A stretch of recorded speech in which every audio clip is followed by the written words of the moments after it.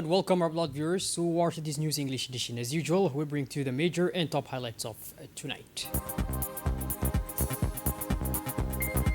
Launch of the 26th edition of the Holy Quran Recitation Competition. Head of State Award.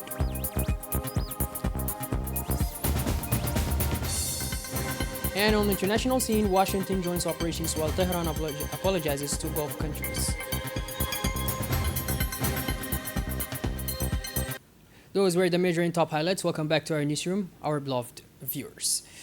The Minister of Foreign Affairs and International Cooperation government spokesperson, Mr. Abdul Qadir Hussein Umar, participated today in a virtual meeting of Arab Minister of Foreign Affairs organized by the League of Arab States.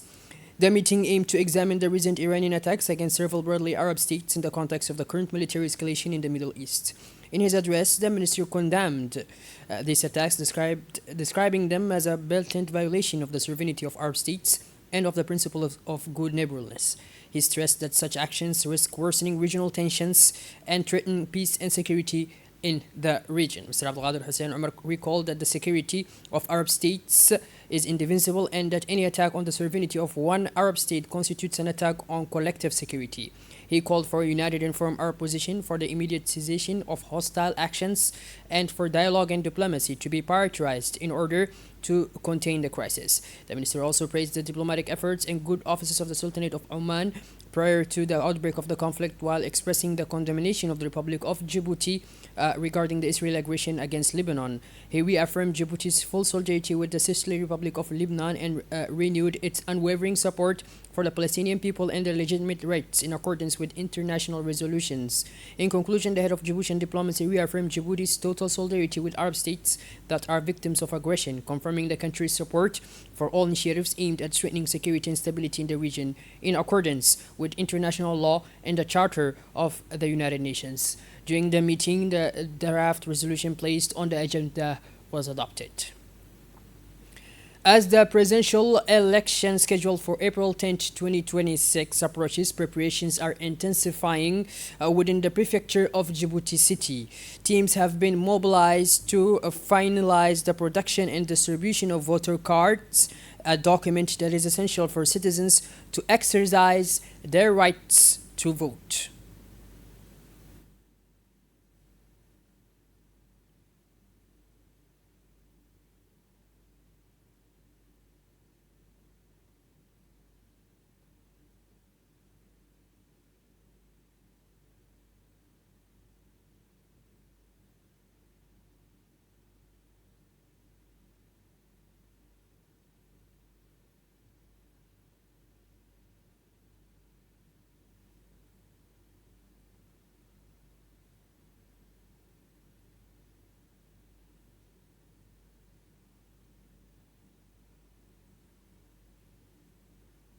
The activities of the 26th edition of the Regional Holy Quran Memorization Competition, the Head of State's Prize, were officially launched this morning under the chairmanship of the Minister of Muslim Affairs and Waqf Property of the Republic of Djibouti, Mr. Mumin Hassan Bari.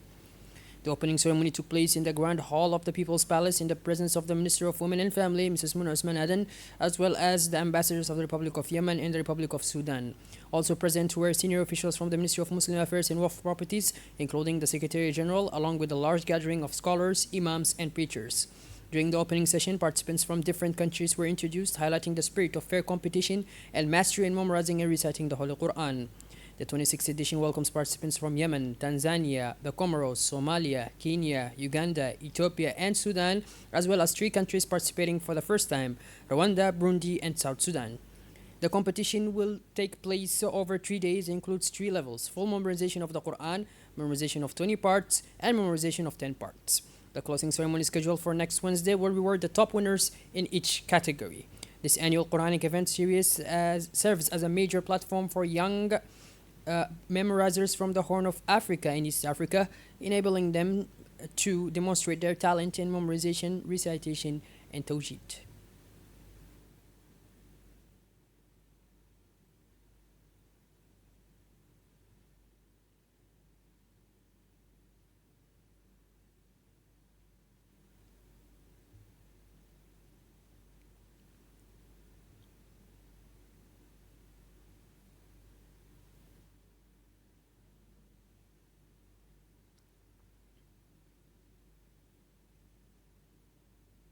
In his speech, the Minister of Muslim Affairs and Waqf's Properties, Mr. Mumin Hassan Bari, emphasized that this gathering around the Holy Quran reflects the high place the sacred book holds in hearts of our peoples, as well as the bonds of brotherhood, cooperation, and faith that unites the participating countries.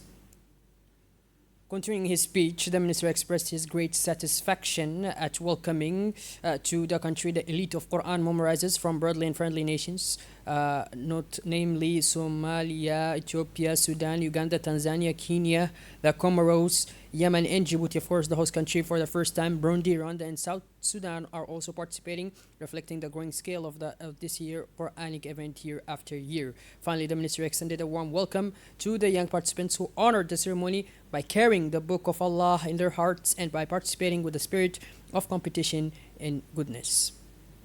Following the minister's speech, the activities of the 26th edition of the regional competition for the memorization of and the recitation in Tawjid of the Holy Quran, the President of the Republic's praise, officially began under the supervision of a group of Quranic scholars and specialists. فليستجيبوا لي وليؤمنوا بي لعلهم يرشدون. أحل لكم ليلة الصيام الرفث إلى نسائكم هن لباس لكم وأنتم لباس لهن. وإذ أوحيت إلى الحواريين أن آمنوا بي وبرسولي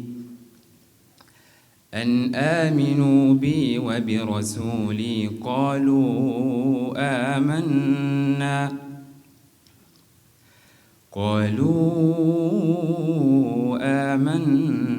واشهد بأننا مسلمون.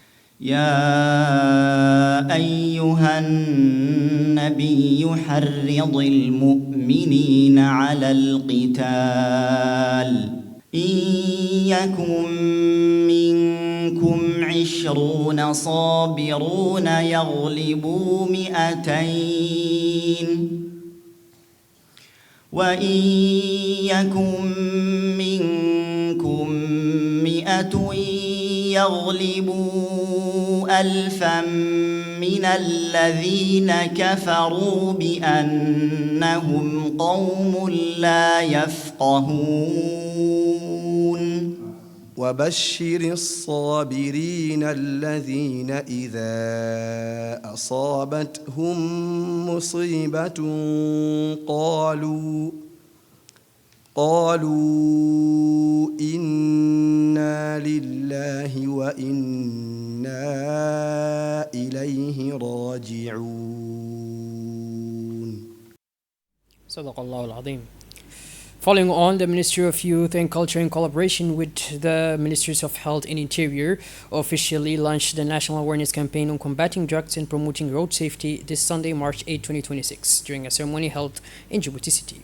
This initiative reflects the government's determination to strengthen prevention in response to two major challenges: drug consumption, particularly among young people, and road accidents linked to the use of psychoactive substance.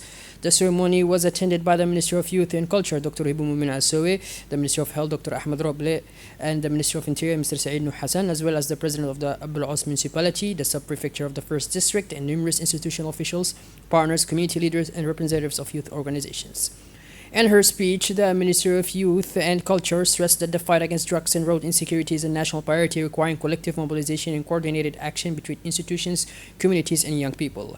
The campaign will be deployed in the community development centers of Djibouti City, CDC, and the regions, which will serve as awareness and mobilization spaces for youth and communities.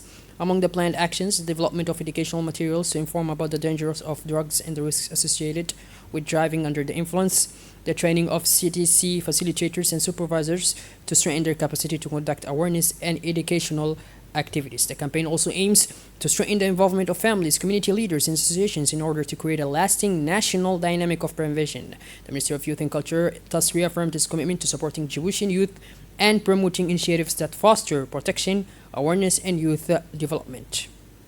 During the launch of the National Anti-Drug Awareness Campaign, the Minister of Health, Dr. Ahmed Roble Abdille, emphasized the importance of protecting young people from the dangers of psychoactive substance.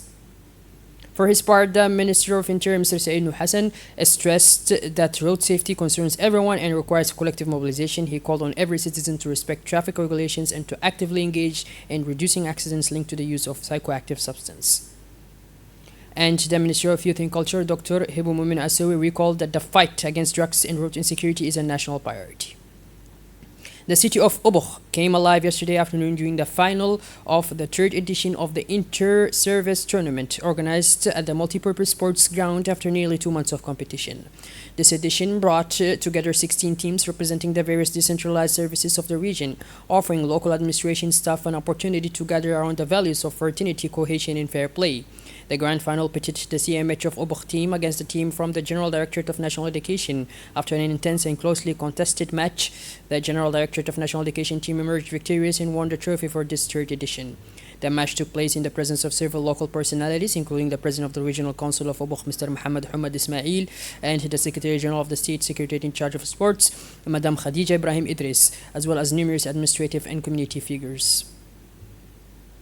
The Regional Deputy Director of the State Secretariat in charge of sports in Ubukh, Mr. Khalif Hassan, the organizer of the event, welcomed the success of this edition and praised the commitment and sporting spirit of the participants.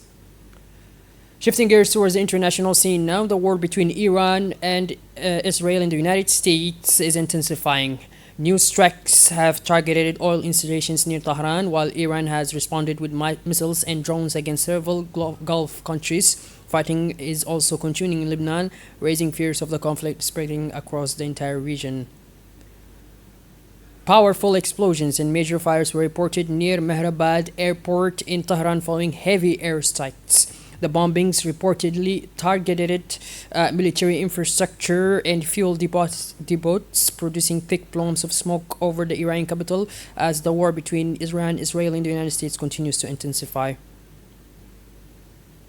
Israel is intensifying its strikes against Hezbollah in southern Lebanon and has warned the country that it could pay a very heavy price if the attack continues. The bombardments are targeting several military positions and infrastructure belonging to the Iranian-backed Shiite movement, while exchanges of fire are taking place along the border. Violent tornadoes and storms have struck southern Michigan, leaving at least 8 people dead and many others injured. Homes and roads have been destroyed, and authorities have issued emergency alerts while rescue teams intervene. Residents are being urged to remain vigilant as further storms are expected. Well, by this, our blood viewers, we finally conclude this edition. Thank you for being with us, and make sure to tune in later for more as usual. Have a wonderful evening and take care.